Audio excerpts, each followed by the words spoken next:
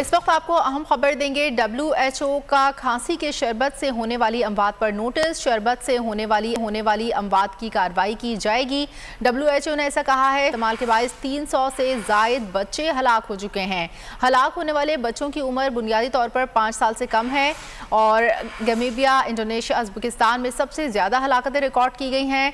और WHO के मुताबिक बेशतर ममालिक ने आलूदा शरबत मिलने की इतला दी है और शरबत में इस्तेमाल होने वाले केमिकल मुज़रे सेहत हैं। ये केमिकल सनती पैदावार में इस्तेमाल होते हैं, ऐसा बताया है WHO ने।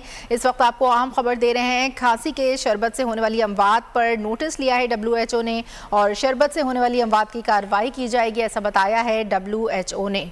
WHO ने बताया है कि शरबत के इस्तेमाल के बायस 300 से जायद बच्चे हलाक हो चुके हैं और हलाक होने वाले बच्चों की उम्र बुनियादी तौर पर 5 साल से कम बताई जा रही है। गमीबिया, इंडोनेशिया, उज़्बेकिस्तान में सबसे ज़्यादा ये हलाकतें रिकॉर्ड की गई हैं।